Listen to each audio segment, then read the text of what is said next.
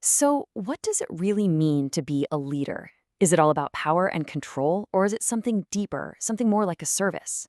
Today, we're going to explore this incredible concept of leadership as a sacred trust, an idea shaped by the teachings of the Prophet Muhammad and perfectly embodied by one of history's most powerful figures. All right, let's get right into it. Our whole discussion really starts right here with this verse from the Quran. Think of it as a blueprint for what authority is for.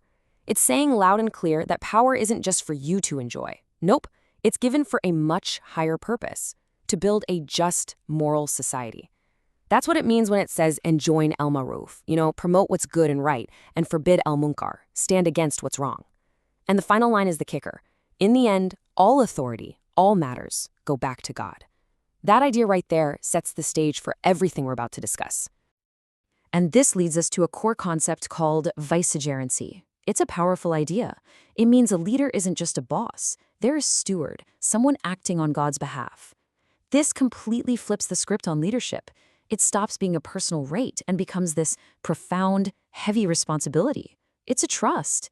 And your job is to serve the community, not yourself.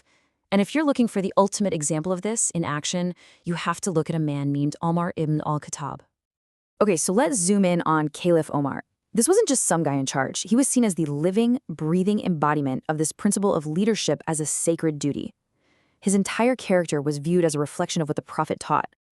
I mean, just look at how people described him. He was a strong fortress, the ultimate protector. But at the same time, he was a compassionate father to his people. Think about that combination, strength and mercy. He was a brilliant politician and a wise administrator, for sure, but underneath it all, he was just a sincere believer. It's this amazing blend of toughness and tenderness that's so key to understanding who he was. Now, Umar's life was so consequential that its end was actually foretold in these incredibly symbolic ways. We're going to look at two of these portents, these signs, that hinted not just at his own fate, but at the fate of the entire community that would come after him. This is where the story gets really fascinating. Think about that question for a second. What's the one thing that protects a society from just falling into chaos and internal conflict? For the early Muslims, the answer wasn't a law or an army or a system. It was a man. There's this famous story of a conversation between Umar and one of the Prophet's companions, Hudayfa. Hudayfa gives him this really cryptic warning. He says there's a closed door that's holding back great tribulation from the community. And when Umar asks if the door would be opened or broken, Hudayfa's answer was chillingly certain. It will be broken. Meaning, once it's gone for good. So who is the door? Hudayfa told him straight up, it is Umar. He was the door. His personal strength, his unwavering justice, that was the barrier holding back civil war. His death wouldn't just be an opening, it would be a shattering that could never be fully repaired. That's the kind of weight he carried. But that wasn't the only sign. There was another one, this time in a dream that another companion had. He saw this rope coming down from the heavens, and people were desperately trying to grab onto it. It's such a powerful image, right? Reaching for that connection to the divine. But here's the thing. In the dream, one person stood out. Umar was 3 cubits taller than everybody else trying to reach that rope. Now, obviously, this wasn't about his physical height. It was a symbol of his incredible spiritual rank, his unique status as a leader. So, what on earth could it mean? Well, the dream's interpretation was stunningly direct. His extra height, it signified his role as one of God's vicegerents, one of those stewards on earth. And it also predicted his end, that he would be killed as a martyr. You see how it's all connected? His sacred leadership and his destiny were completely woven together.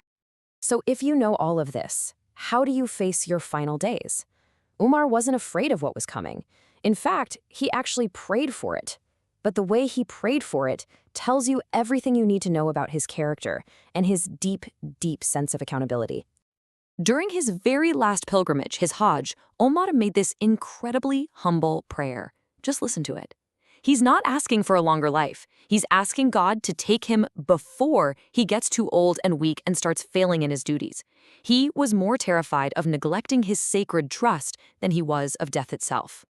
And then he got even more specific. He didn't just ask for any death. He prayed for martyrdom, the most honorable end.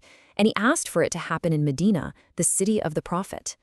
It was the ultimate aspiration, the best kind of end in the most sacred of places. The final sign came from Umar himself. During his last Friday's sermon, his khutbah, he stood up in front of everyone and shared a dream he'd had, a vision about his own fate. The image is so stark, isn't it? A rooster pecking him twice.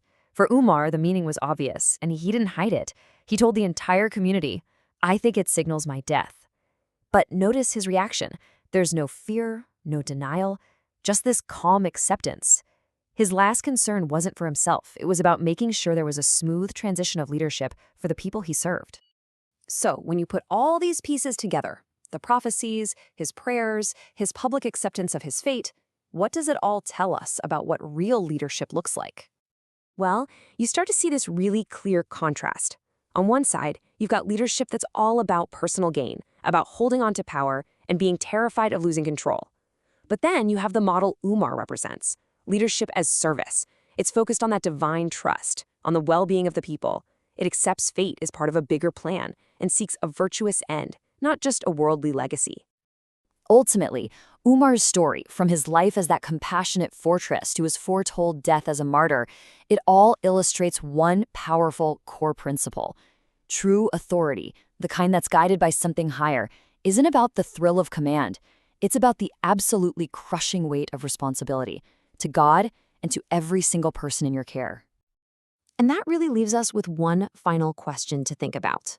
How do we truly measure a leader's legacy? Is it by the size of the empire they build or the power they hold?